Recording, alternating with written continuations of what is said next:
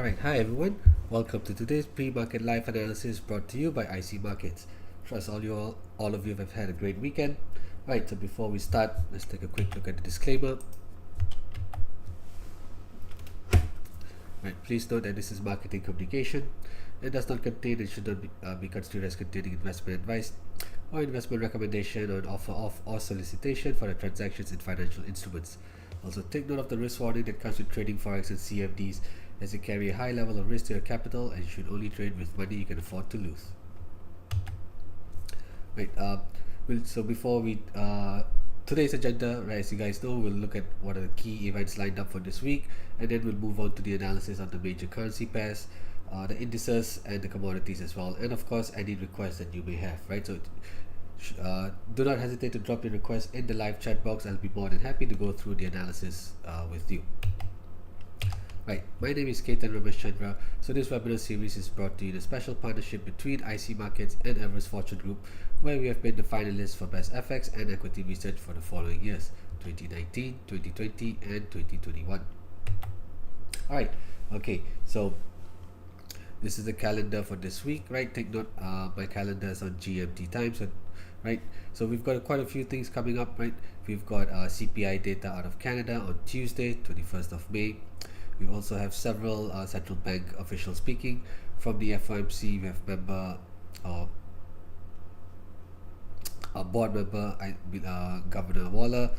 We've also got Bank of England Governor Andrew Bailey speaking as well.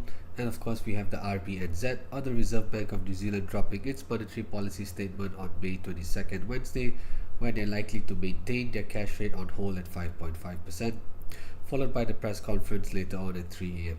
We've also got inflation data out of the UK, and we have the release of the FOMC meeting minutes.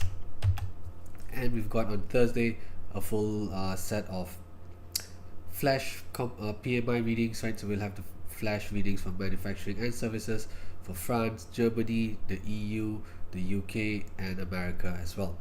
Right, then we also have retail sales plus a bunch of other data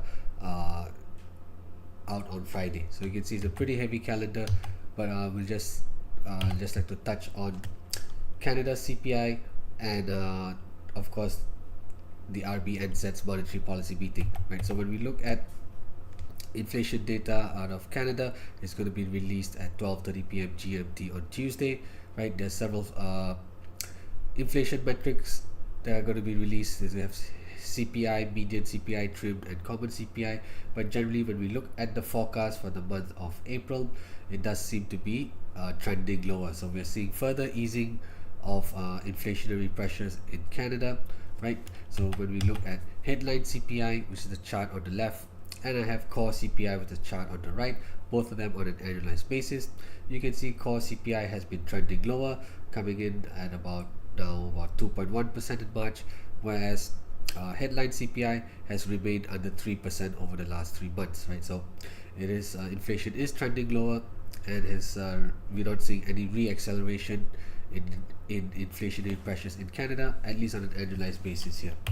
When we look at the trim CPI chart, which is the preferred measure of underlying inflation by the Bank of Canada, you can see that over the last 4 months, trim CPI has eased further, like it's trended lower.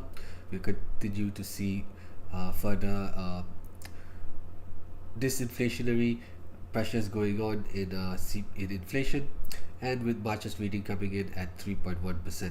Right, so although inflation is heading in the right direction, right, it is easing further. It is still well above their target of 2%. Right, so it's quite unlikely. And we also see the forecast, right? We can see the forecast for the month of April. The respective forecasts are pointing to this further easing of inflationary pressures in Canada, which is quite likely to put pressure on the loonie. So if we see inflationary pressures continue to ease further, right, the loonie could come under pressure. So that would mean the currency pair dollar CAD is likely to receive a boost on this day. So take note, we could see dollar CAD receive quite a pretty strong boost on Tuesday, 21st of May, should we see inflationary pressures in Canada continuing to dissipate further. Right, and when you look at PMI activity in Canada as well, on the left I have the chart for manufacturing PMI, on the right is services. right? Remember, a reading under 50 points to contraction, a reading above 50 points to expansion. So you can see Canada's economy, at least looking at the PMI numbers for manufacturing and services, the output has not been great. It's actually been contracting over the last 10 months, 10 to 12 months. However, we did see PMI, services PMI rebound quite strongly in month of April. So perhaps we could start to see economic output start to pick up in the second quarter for Canada. Right, now moving on to RBNZ on the Reserve Bank of New Zealand. Right, hi morning, Roy. Right, could we see? Yeah, for sure. We'll take a look at pound, yen, and gold as well. So tell you what, we'll start off with the dollar index. Of course, once we get the overarching view on the dollar index, we'll move on over to gold, and then we'll cover pound, yen, and of course any other currency pairs that you may have would like to take a look at. All right, so we've got one central bank announcement coming up this week, right? That's on Tuesday as well. Just let me. Sorry, it's on Wednesday, right? RBNZ's on Wednesday, 22nd of May. So they will release their monetary policy statement at 2 a.m. GMT time, followed by the press conference an hour later. So that's on Wednesday, 22nd of May, 2 a.m. GMT. Right, so when we look at where the cash rate currently sits in New Zealand, it's at 5.5%, right? So they've kept this rate on hold for 6 consecutive meetings, and for the upcoming meeting this week, they're likely to keep their interest rate or their cash rate on hold once again. Right, although inflation is slowing in Canada, you can see it's come down to about 4.7% in the fourth quarter of 2023. It is still well above their target of 1 to 3%. Right, this is a story that we are seeing across most developed economies. Right, inflation pressures do seem to be easing even further, but they still remain well above their target, right, their respective central bank's target. Right, so that is why that's also part of the reason why central banks are not cutting so soon. Right, inflation is heading in the right direction, but it's not close to their target or has not reached their target yet. Hence, you see many central banks still keeping rates on hold. And moving on to the economy in New Zealand, it is also remaining very weak. So despite a weak economy, they may not be inclined to cut rates just yet, because we can see inflation is still pretty sticky and persistent in New Zealand. Now, on the chart here, on the left I have the chart for headline CPI on an annualized basis, and on the right is for core CPI. So as you can see here, both charts trending, highlighting the downtrend very clearly, especially in I would say the second quarter of 2023 onwards. Right, second quarter of 2023 onwards, we see a nice deceleration in inflation. However, when you look at the figures, right, headline CPI here at 4% and core CPI at about I believe this is about 3.7%, both on an annualized basis. Right, they're trending lower, heading in the right direction, but still well above the target of 1 to 3%. And then when we look at PMI activity in New Zealand, on the left we have the chart for manufacturing PMI, on the right is for services.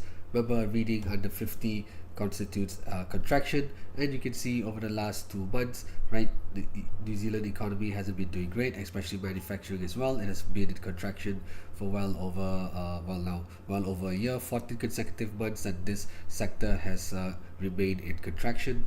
Whereas services is a little bit better, but you can see services did drop into contraction as well in March and April. So overall, the Kiwi economy is not doing that great. So, but despite that, they may not cut rates so soon, right? They may try and cut rates at the next meeting to try and stimulate the economy, but because inflation is still pretty elevated, right, based on historical standards and based on their target, they are likely to keep rates on hold. However, they may signal a pretty dovish outlook for the future monetary policy action. So that means we are quite likely to see the RBNZ maintain rates at maintain the official cash rate at 5.5%. However, the statement and press conference could communicate a pretty dovish outlook, and that could mean the Kiwi could come under pressure. So we are likely to see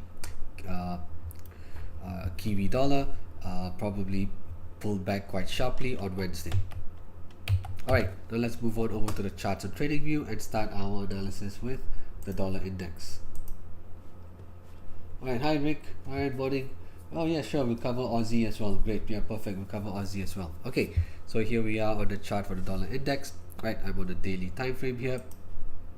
So as you can see on last week, Thursday and Friday, the dollar index tried to stage a rebound. Right. Thursday, it found support at around 104.10 to bounce higher, and on Friday as well. For most parts of Friday, the dollar index was climbing as well, rising as high as about 104.80 before pulling back uh, during the US session here.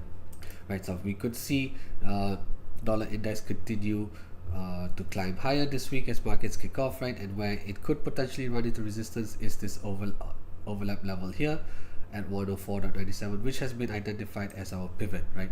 You can see here previously dollar index running into swing high resistance here in mid-February, running into another swing high resistance here in early April, right? You can see very clearly market structure showing us swing high resistance here, after which it proceeded to break above this level in mid-April, and then it found support here on 3rd of May, right? Of course, we can see the bottom of the wick dropping as low as 2nd of May, but generally you can see this level held intact before finally giving way on Wednesday 15th. Now, what was previously a multi-swing high resistance here then proceeded to function as overlap, so thus becoming an overlap level, and then of course now with price trading underneath it, this overlap support is now an overlap resistance, right? So this overlap resistance has been identified as our pivot, and we could potentially see the dollar index try and rise up towards this pivot once again before stalling and dropping lower here, right? If we do see that continuation in rebound from the end of last week pick up, right, we may see it rise up towards the pivot here, and this is where it may once again run into resistance. So that's how the pivot has been identified. The pivot is at 104.97, which is an overlap resistance, right? We also have the presence of a Fibonacci retracement here, right? So we started this retracement from this high here on, okay, the absolute high is actually here, right? We started from the high on the 16th of April, coming down to the low of last Thursday. We can see that the 38.2% Fibonacci retracement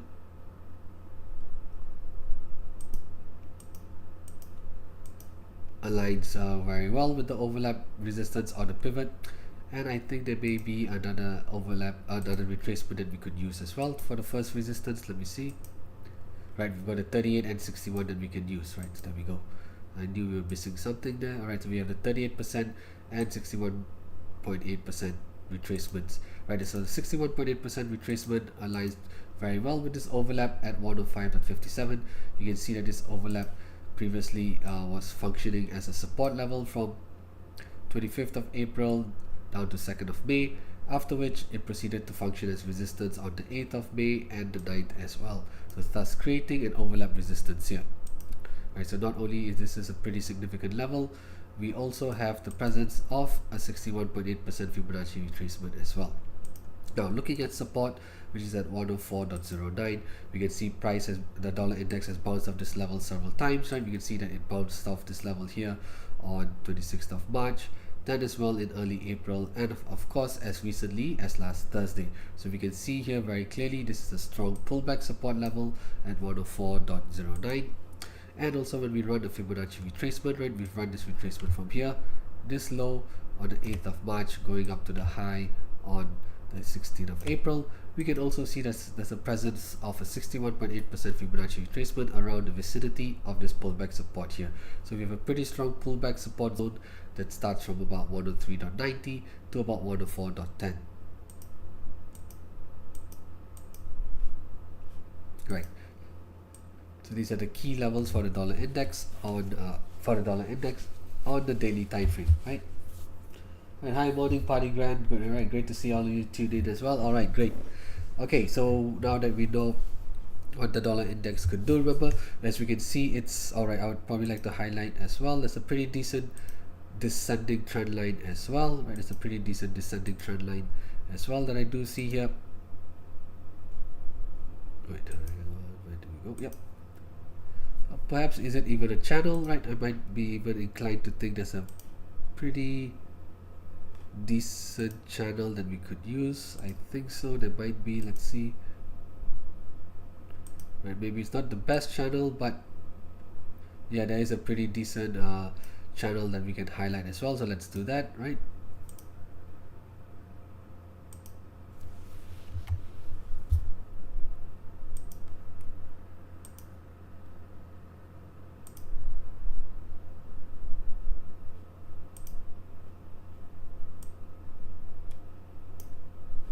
Right, there we go. Just highlighting the channel to make it a bit more visible, right? So you can see, yes, the dollar index is trading in a pretty decent bearish channel here, right? You can see it's tested the upper trend line of this bearish channel several times, right? 1st of May, second time on the 9th of May, and of course on the 14th of May. And on the lower trend line, you can see it's pressed against this lower trend line several times as well, right?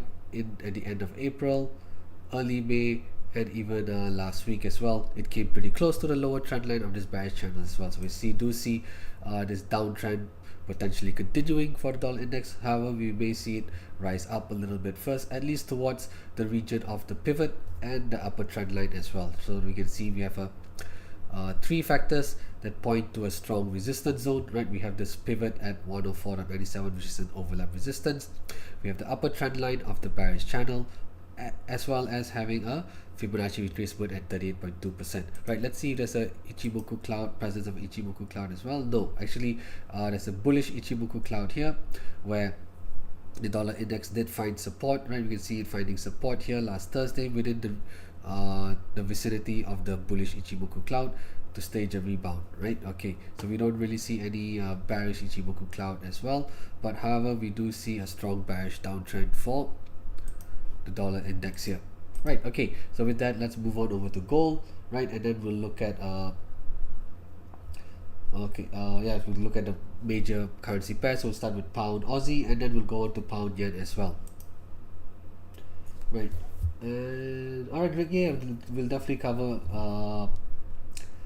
oil as well. So we'll cover crude oil as well. We'll look at WTI as well. All right, great to see the request come in. All right, hi Rand, yes, just in time as well. All right, okay, so since we've covered the dollar index now, right, let's move on over to gold. Then we'll look at the major currency pairs, and then we'll look at oil as well. So we'll look at gold, the pound Aussie, and then pound yen, and then of course WTI oil as well. All right, okay, so as you can see here, right, with dollar index in a bearish channel since, I would say, probably the 3rd week of April, right? We can see the dollar index has been trending lower, trading in a bearish channel since the 3rd week of April. So with that, right, we do know that there's a negative correlation between the dollar index and gold prices. So we can see gold over the same period, right, has started to move higher as well. All right, although it wasn't from the 3rd week of April, but rather in early May, right in the beginning of May. Gold prices consolidated around the $2,300 per ounce region, finding support just above 2,280 before rising higher. So similarly, we can see that gold prices are also in a nice bullish uptrend, right? We see a very nice bullish uptrend for our bullish channel for gold prices as well, right? So we can see it has bounced off the lower trend line of this bearish channel, a bullish channel, several times, while at the same time touching the upper trend line a couple of times as well. So we are likely to see this bullish momentum for gold prices to continue. However, take note, of course, $2,431 per ounce is the all-time high for gold prices, so we may see a little bit of resistance around here, right? So we do see the upper trend line of this channel and this wick here maybe providing a little bit of resistance around this region. Otherwise, where the next major resistance could come in for gold is at where the 127% extension lies, which is at $2,473 per ounce. So this extension was found by running a retracement. We started a Fibonacci retracement from the all-time high on the 12th of April, going down to the low here on the 3rd of May. We are using the key extension levels at 127 and 161%, right? Because as we know here, this level on the 12th of April is the all-time high for gold, so there's nothing else we can reference, right? So even if we look at it on the monthly time frame, right, we can see very clearly, right, this is a very strong bullish move in gold in 2024, right? It broke above its previous multi-swing high resistance, right? There's a very strong multi-swing high resistance at around roughly around 2,000 $50 per ounce, right? The first multi-swing high resistance took place in August of 2020, the second swing high resistance on March 2022, and the final swing high resistance on May of 2023, right? You can see very clearly these are very three significant swing high resistance that occurred, right? And finally this level at around 2050 was finally taken out in March of 2024, right? You can see it took us about almost 4 years before breaching this major resistance level here, right? So we can see quite clearly, right, gold is trading at its all-time high, close to its all-time high, and it could potentially break out of this level this week, right? So take note, it is approaching its previous all-time high once again. Probably have a good chance for it to break above this level here, but remember we do see the upper trend line of the bullish channel and the top of this wick here potentially functioning as a little bit of resistance, right? Maybe offering a little bit of resistance here. We basically pull back a little bit before finally making its way up to the extension at 127. So this Fibonacci extension is a resistance level, and the second resistance level comes in at 161%. So the pivot has been identified at $2,474 per ounce, with the first resistance at $2,526 per ounce. Now, with regards to the first support, right, we can see here generally this level at $2,390 per ounce previously functioned as a strong resistance since 16th of April, right? Of course, on the 19th of April, the top of the wick did extend beyond this level here, but generally you can see that $2,390 per ounce previously was a strong pullback resistance level, which also was where gold ran into resistance on 15th of May and the 16th before finally breaking higher on 17th. So right, we saw gold break out of a pretty decent pullback resistance area, which now could function as support. So that's how the first support has been identified, right? So we could see gold prices continue to climb higher, trading within this bullish channel here, bouncing off maybe close to the upper trend line, pulling back a little bit before resuming its uptrend all the way up to the pivot, which has been identified by the extension at 127%. Alright, okay, with that then let's move on over to pound. Then we look at the Aussie, and then we look at pound yen as well. Alright, when looking at the pound,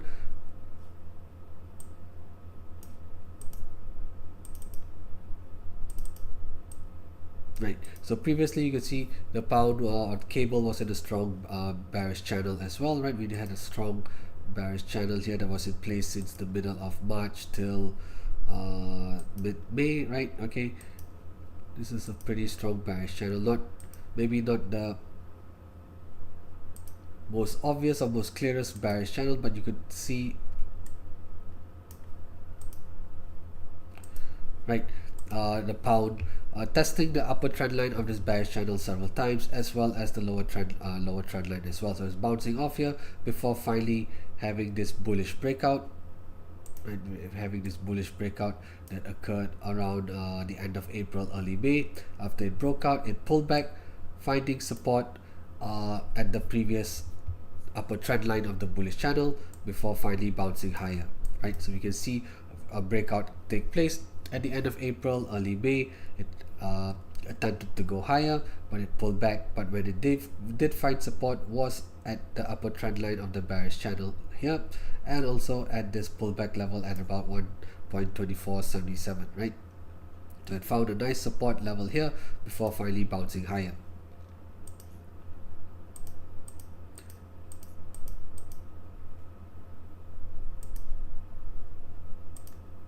Right, so now we can see previously back on 9th of April, this level functioned as a pullback resistance here for the pound at about 1.2680, right? As the cable was retracing higher, it ran into resistance around 1.2700 before reversing to drop lower. Now this level functioned as resistance as well, once again on 15th of May and 16th of May, before finally breaking higher as well. So what we see here on last Friday is, based on the price action, a potential bullish breakout occurring, right? Remember, this was a pullback resistance here back in the second week of April, which is where the cable found resistance on Wednesday and Thursday last week, before making this bullish breakout last Friday. So we do have a potential bullish breakout for the pound, and then should that occur, right, we have the first major resistance coming in at this pullback resistance at 1.2786, which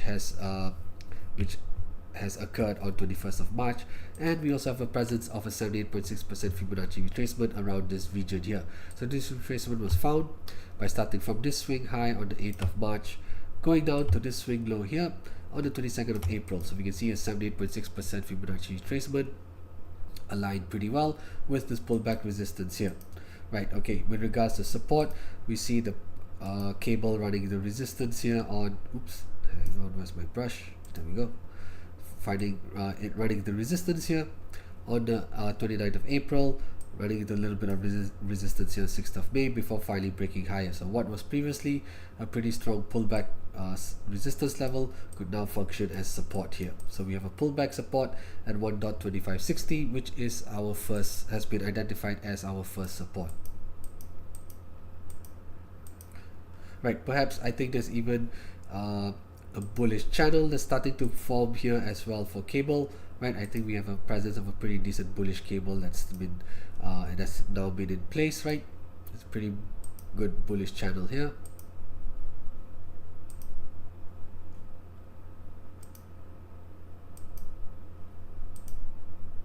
Right, we can see cable has bounced off the lower trend line of this bullish channel on 9th of May and then as well as the 14th of May, and at the same time running the resistance at the upper trend line of this bullish channel on 29th of April and 3rd of May as well. So we have a nice bullish channel in place, and that is why we also see most likely pound continue to break higher, right? We do see this potential bullish breakout occur. Now of course with cable trading at about closing at 1.2706 last week, it may pull back a little bit first, right? This, what was previously a pullback resistance here, could now function as a pullback support, which has been identified as a pivot. So we may see cable maybe perhaps pull back a little bit first, finding support around this pivot before bouncing higher to resume the uptrend. All right, okay, so these are the key levels for cable, and we did see a potential bullish breakout occur last week, and the pivot now could potentially be a pullback support area for this currency pair to rebound off and climb higher as well. Alright, yeah, of course, parting right point, yes, we'll cover the Kiwi as well. Of course, since we've got the RBNZ up on Wednesday, so of course we'll cover the Kiwi as well. Alright, so this is what we have for cable. Now let's move on to Aussie. Then we look at Aussie dollar, Kiwi dollar, then we'll go on to pound yen as well, and then we'll look at crude oil too. Alright, so similarly here for the Aussie, we see a nice bullish channel as well. Let me try and highlight this channel a little bit more clearer.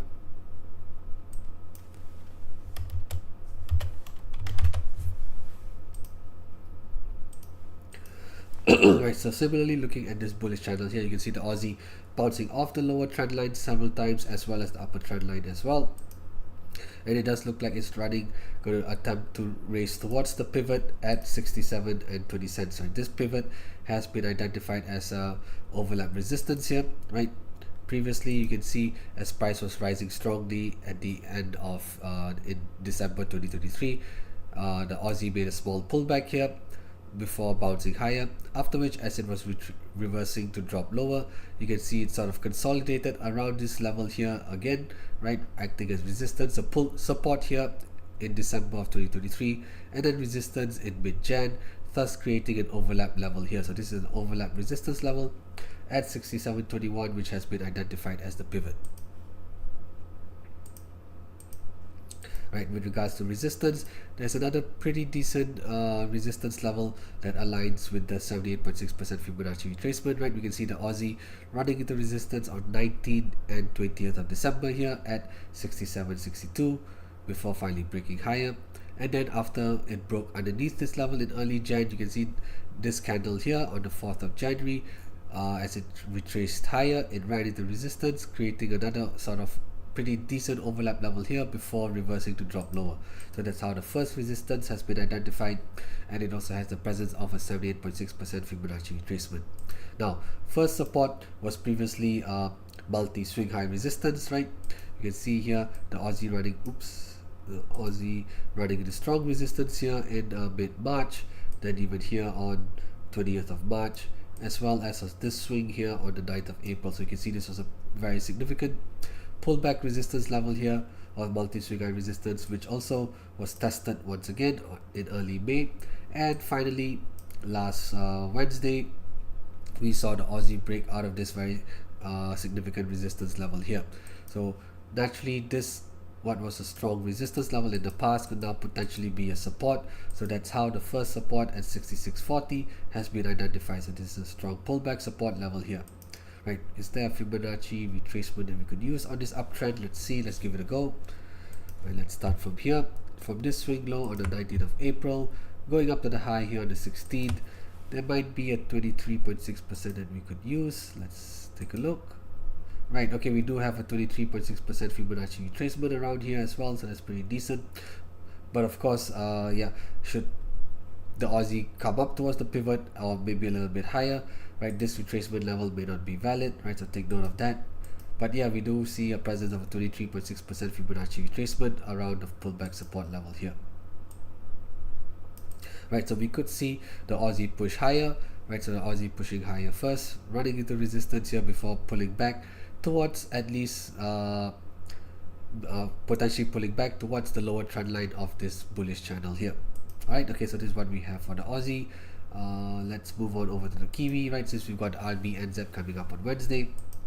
Now, when we look at the Kiwi as well, this was another overlap level here at 60.80 that was in place since 29th of February, right? We can see price making a pretty decent swing low bounce of 60.80 here back in February, early March, after which it proceeded to function as resistance, so then creating an overlap resistance, running into resistance once more, and then finally breaking out of this major resistance level, overlap resistance level on 15th of May, last Wednesday.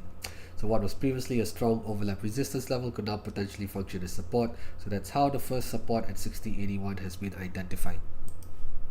Right, we see the Kiwi racing strongly, right, rebounding strongly last week as well, right, since Monday it sort of consolidated first at around 60.20 before staging a very strong rebound from Wednesday onwards. So we could see this bullish momentum continue and extend further, and where it could finally run into resistance is this pullback level here at 61.76. Right, you can see price making this currency pair running into strong resistance here in middle of March, right, with the wick going as high as 62.15, but generally you can see the Kiwi was kept under 61.75 for most parts during this period here.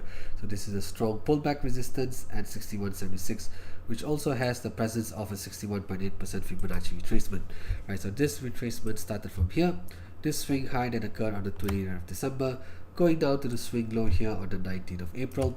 We can see that the 61.8% Fibonacci retracement aligns pretty well with this pullback resistance here, which is where the pivot has been identified. So this is a pretty significant resistance area here, and should we see the Kiwi rise up, this is where we could potentially expect it to stall as well. Right, I remember I said RBNZ is quite likely going to keep rates on hold at 5.5%. However, they may project a very dovish outlook with regards to future monetary policy action. So that means the statement and the press conference could be pretty dovish. So that means we could see the Kiwi come under pressure. So maybe by Wednesday, this is where the Kiwi is going to be trading, and we could potentially see it run into resistance here. And should we see a very dovish outlook with regards to future monetary policy, we are likely to see the Kiwi stall around this pivot here and reverse to drop significantly lower. Right, remember, and however, if we do see a surprise rate cut, right, come Wednesday, if we do see a surprise rate cut, then of course that means the Kiwi is likely going to reverse and pull back pretty sharply as well. But remember, even if there is no rate cut, do look out for any dovish remarks or hints by the RBNZ during the statement and the press conference. That should be more than sufficient to cause the Kiwi to stall around this level here and potentially reverse to drop lower. Right, now the first resistance has been identified at this overlap level at 62.47. Right, we can see as the Kiwi was rising strongly in December, it made a small pullback here for a couple of days before bouncing higher, after which it when it was reversing lower, it ran into resistance and support around here as well, so thus creating another overlap at 62.47, which also has the presence of a 78.6% Fibonacci retracement here. So that's how the first resistance has been identified.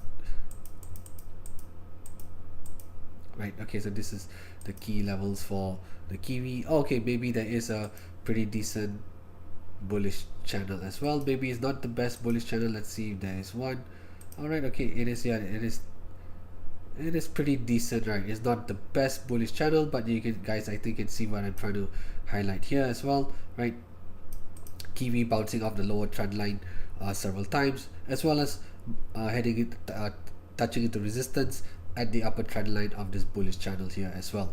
Right, okay, so strong bullish momentum going on for the Kiwi. So in the first half of this week, quite likely to see it race up towards this pullback resistance, which has been identified as the pivot. And come Wednesday, with the RBNZ taking center stage, we are likely to see the Kiwi stall and reverse to drop lower, right? Remember, any dovish signals by the RBNZ, or perhaps even a dovish or even a surprise rate cut, would be more than sufficient to cause the Kiwi to stall around the 61.8% Fibonacci retracement and pull back towards, at least towards the lower trend line of the bullish channel, and maybe as low as the first support as well. All right, now let's look at pound yen, and then we'll go on to crude oil.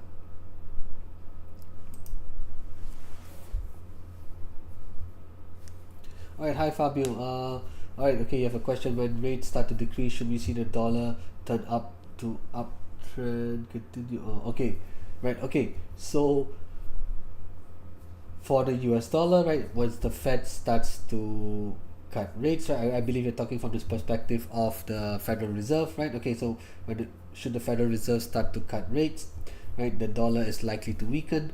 But even that, before that, right, the dollar, should inflationary pressures in the US, right, if we see CPI and PPI data now continue to moderate lower, and we see the economy start to slow down a little bit as well, right? We saw retail sales last week come in flat in the US. We also saw the advanced estimate for Q1 GDP come in lower than this estimate, right? And industrial production figures as well last week, pointing to a slowdown in production output. Right, we are starting to see some signs of a potential slowdown in the US economy, right? So even before the first rate cut takes place, we could potentially see the US dollar start to ease a little bit as well, start to maybe lose a little bit of value. But yes, once rate cuts start, it is quite likely the US dollar is going to drop lower as well. Right, but of course, remember, currencies are all about relative performance, right? So if, for example, the RBNZ is more dovish than the Fed, that could still mean the dollar is going to be relatively stronger than the Kiwi, right? So that means Kiwi dollar is likely to fall harder as well, right? So take note, yeah, just looking at it from the US dollar view, right? Yes, when the FOMC or the Fed starts to cut, the dollar is likely to get weaker. But remember, currency pairs is all about relative performance. So depending on which currency you're going to match with the dollar, right, you are likely to see a different outcome in performance as well. All right, okay, now let's move on over to pound yen. All right, looking at pound yen, right, the yen has been subjected to high volatility in April, early May, because we had the Bank of Japan intervene in the open market as well. So we saw a intervention measures by the Bank of Japan on 1st of May, right? So during the first week of May, we saw the Japanese yen gain significantly. So when the Japanese yen strengthens, that means currency pairs like the pound yen and dollar yen are going to pull back very sharply, right? As you can see here, the Japanese yen has devalued very much, or devalued significantly, right? When you look at dollar yen as well, right? Let's look at dollar yen as a proxy for the strength of the Japanese yen. You can see it went from about 141 to as high about 160 this year so far. So when the dollar yen rises very strongly like this, it means the Japanese yen is becoming very weak, right? So that would cause Japan's imports to become more expensive as well, right? So this is one of the reasons why the Bank of Japan intervened on the 1st of May. So when they intervened in the open market, they're actually selling US dollars and buying back the yen, right? The Bank of Japan has to sell its foreign treasury holdings or its foreign holdings, which could consist of the US dollar and US treasuries, and then the sales of those proceeds are used to buy back the Japanese yen in the open market. So when that happens, when intervention measure like that happens or takes place, we're going to see currency pairs like the dollar yen and pound yen pull back very sharply, right? So take note, if dollar yen and pound yen continue to rise higher, and should dollar yen come up towards 158 or 160 once more, it raises the likelihood of the Bank of Japan intervening in the open market once again. So take note, any long dollar yen or pound yen positions, right, you should be wary of them as dollar yen comes up towards 158, 160 once again. Right, so now moving back down to the pound yen. Similarly here we can see, right, this is a very strong pullback that occurred in the 1st of May. Now for the pound yen, we can see it staged a pretty nice rebound, right? So once intervention measures stop, right, market forces come back into play. So you can see by 2 Fridays ago, 3rd of May, pound yen consolidating around the level of 192 and has started to retrace higher, right, recovering all the initial losses here. So now we are the pound yen, I would say, is trading at a pretty significant juncture here, right? This pullback resistance level at 197.74 has been identified as a pivot.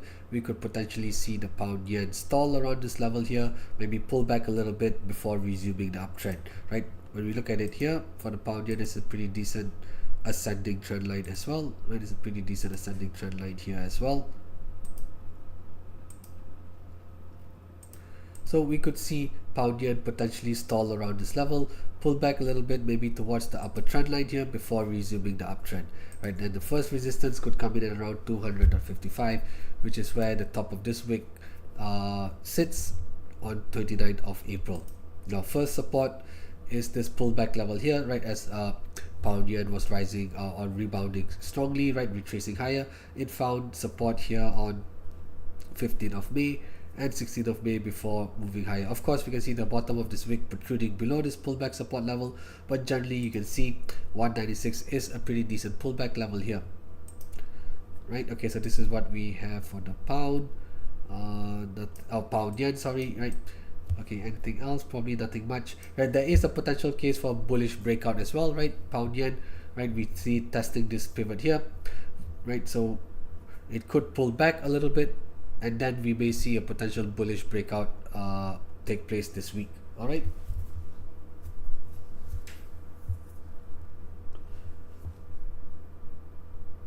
All right, Fabio. Okay. Okay. Well. Okay, for the dollar, right? If that's the case, if the dollar index, all right, because if we see which currency pair would be the best to trade it against, it could most likely be, let me see, good question, what would we try and pair the US dollar against?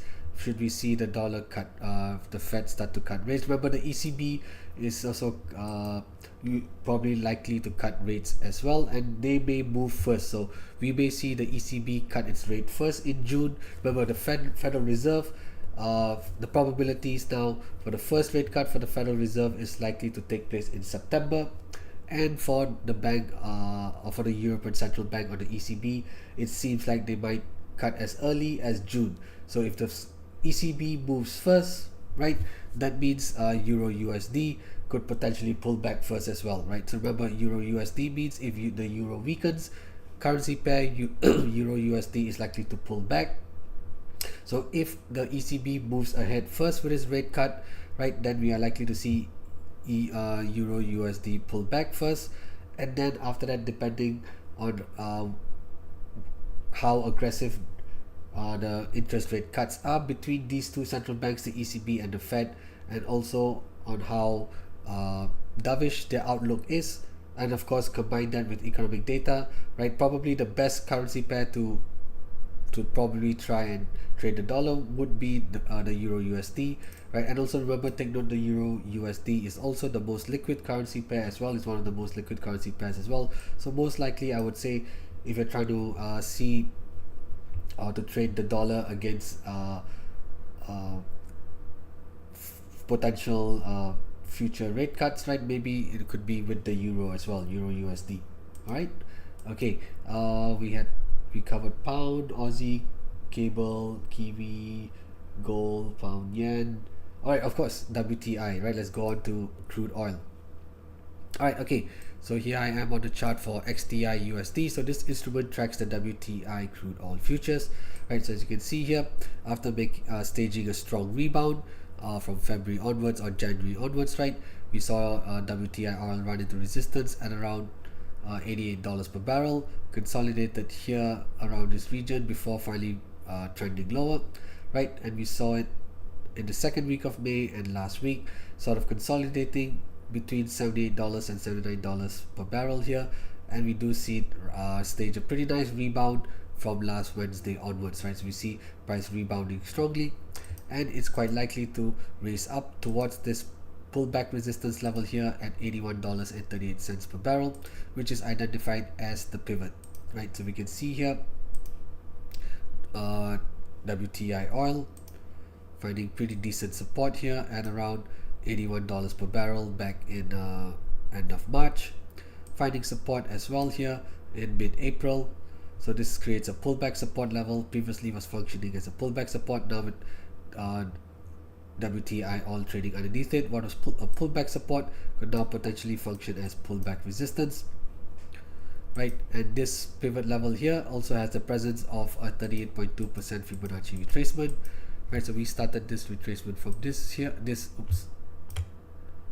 we go. We started this retracement from this swing high here on the 5th of April, going down to last Wednesday's low.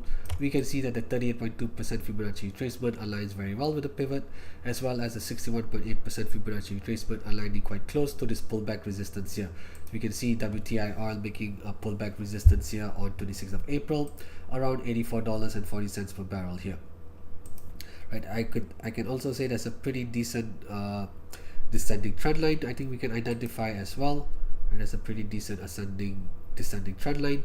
So this descending trend line combined with this pullback resistance here and the 38.2% Fibonacci retracement does seem to highlight a pretty strong resistance zone. So we could see crude oil or WTI oil at least rise up in the first half of this week, and should it reach this level here, this is where it could potentially run into resistance and reverse and pull back. So any long crude oil positions or WTI crude oil positions that you may have, right, we can then use this resistance zone as a potential take profit level, right? Remember, we are trying to identify resistance areas to help us identify potential take profit levels for long positions. Similarly, the support levels are used to identify as potential take profit levels for any short positions as well. So this support level at $77.88 per barrel is a strong pullback support, right? We can see it finding strong support here in middle of March.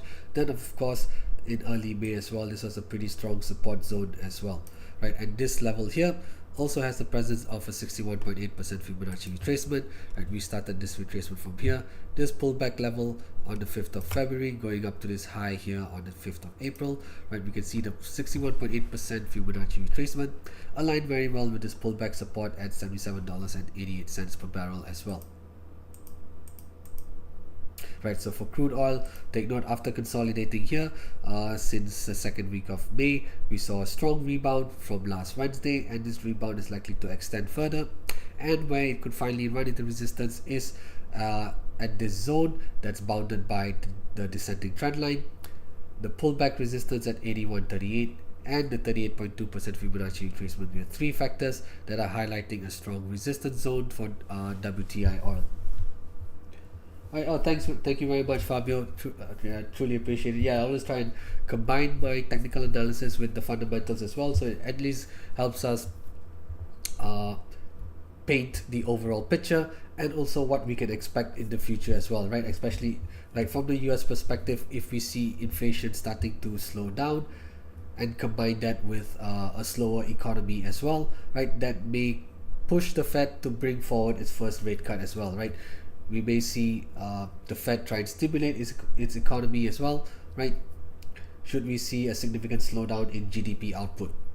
Right, so not only is the Fed looking at inflationary pressures, right? They're not only looking at CPI levels, PPI levels. They're also, of course, looking at how the economy is evolving, and should there be a significant slowdown with regards to retail sales, industrial production, and so on and so forth, right? That may also push the Fed to cut interest rates as well to try and stimulate the economy. Right? Remember, it is re-election year in the US, right?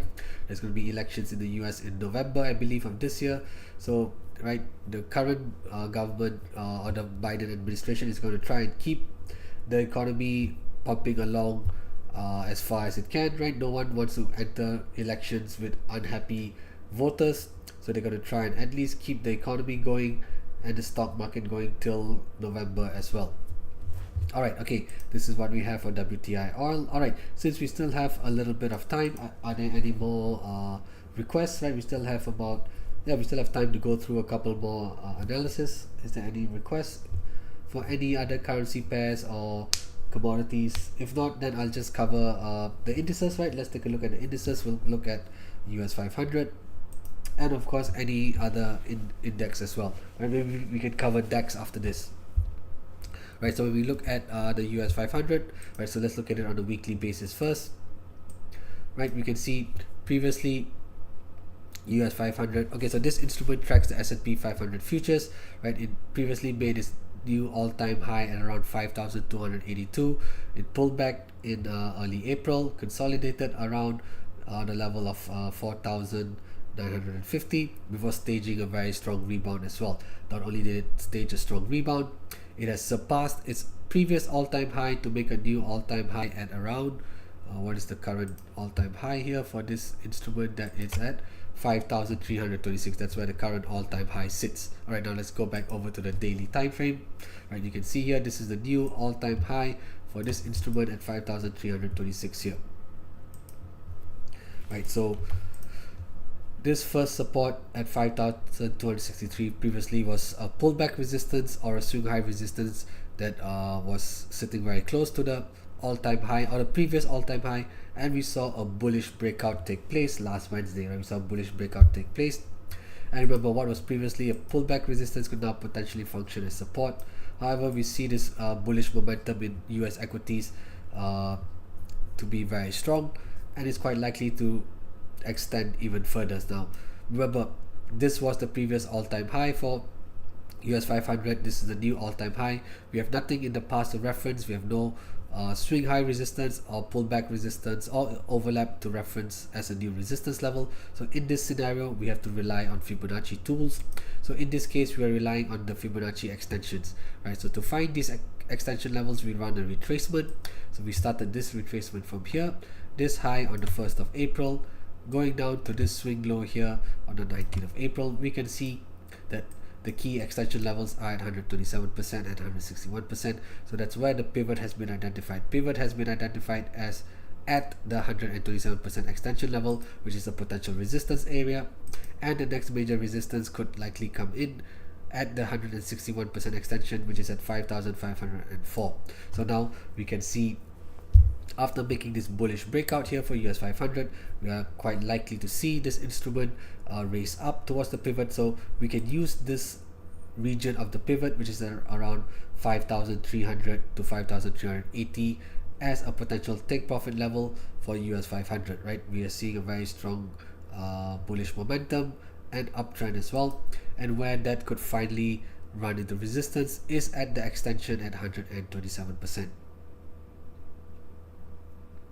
Right, I think we may have a case for a pretty decent bullish channel as well. I think we may have a case for potential, pretty decent bullish channel as well. Right, we can see here the US 500 running to resistance at the upper trend line of this channel last week. It could potentially push up here, so we do see the region of the upper trend line of the bullish channel and the Fibonacci extension at 127% offering a potential or highlighting a potential resistance zone. Right, so this is where we can target or identify take profit level for any long US 500 positions. So remember, any long positions, right, that you may have, we can then use this upper trend line of the bullish channel and the pivot here, which is the extension at 137%, to help us identify any suitable take profit levels for any long US 500 positions that we may have. Alright, okay, and then we'll just wrap up with the DAX. Alright, so we'll look at DE400. So DE400 is the instrument that tracks the DAX futures. So similarly, when we look at DAX as well, let's look at it on a weekly time frame first. Right, so you can see here previously this was the all-time high that was set in April earlier this year, right, at 18,571. Quite clearly last week, right, or the second week of May, the DAX made a bullish breakout and created a new all-time high last week at around 18,880. Right, so very strong bullish move in the DAX as well. Right, so this was a swing high resistance close to the previous all-time high that was set in 2nd of April, and after that, right, we saw a bullish breakout occur on 9th of May, and it sort of consolidated for a while. Then last Thursday it hit a high of about 18,890 before pulling back. Remember, what was previously a multi-swing high resistance or pullback resistance at 18,528 could now potentially function as support as well. And the pivot has been identified at this pullback resistance at 18,894, which is close to the all-time high. So we could see the DAX resume its uptrend, and it could potentially run into resistance here again. Right, I think that there may be a case for another bullish channel as well for this index here. Right, starting from here. Right, I think we got a pretty decent bullish channel over here as well. So once again, right, we can see the lower trend line of this bullish channel offering areas of support, and we do see this current pivot level or pullback resistance at 18,894 acting as a resistance. Right, remember, DAX is trading close to its all-time highs. There's nothing in the past that we can reference, so once again we have to rely on Fibonacci tools. In this case, we are relying on Fibonacci extension levels to help us find the next potential resistance area. So this extension levels were found by running a retracement from here to 2nd of April, going down to the swing low here on the 19th. You can see that the pivot on this pullback resistance at 18,894 also has the presence of a Fibonacci extension at 127%, right, 18,890, further adding significance to this resistance level. And the next resistance has been identified by the extension at 161%, which means that the first resistance is at about 19,300. Right, so take note, we could see equity markets, US and German equity markets push higher, and for the DAX it could come into resistance once again at around 18,934. But remember, it is still trading within a bullish channel here, so any pullback towards this region where the lower trend line sits, right, where the lower trend line of the bullish channel sits, may help us identify potential long entries as well, right? So should price consolidate around the lower trend line of the bullish channel and rebound off this level, it helps us identify long and potential long entries for the DAX as well. Alright, okay, so with that we've come towards the end of today's webinar. Right, before we end, I'm just going to launch a poll as well. Truly appreciate it if you guys can give your feedback with regards to today's webinar.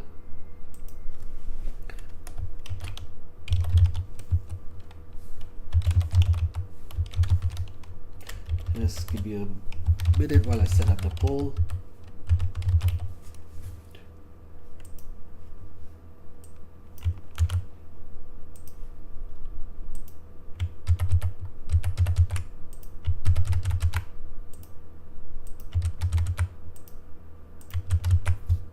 Right, just started the poll as well. Alright, thanks everyone for tuning in to today's webinar, and I truly appreciate your feedback as well.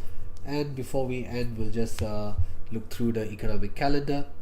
Right, once the poll is done, I'll look through the economic calendar once again. We'll run through it, and then we'll wrap up today's session. And of course, do look out for all upcoming webinars by IC Markets for the rest of this week as well.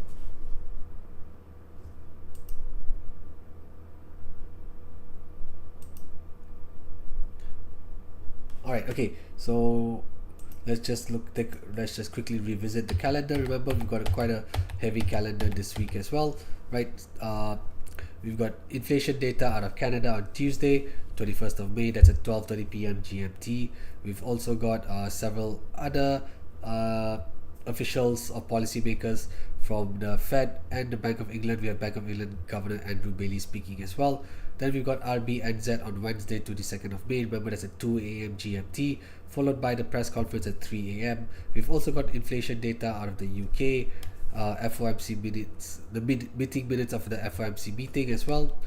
And then we have PMI data on Thursday, and retail sales out of the UK on Friday, along with durable goods as well. So quite a heavy calendar this week as well.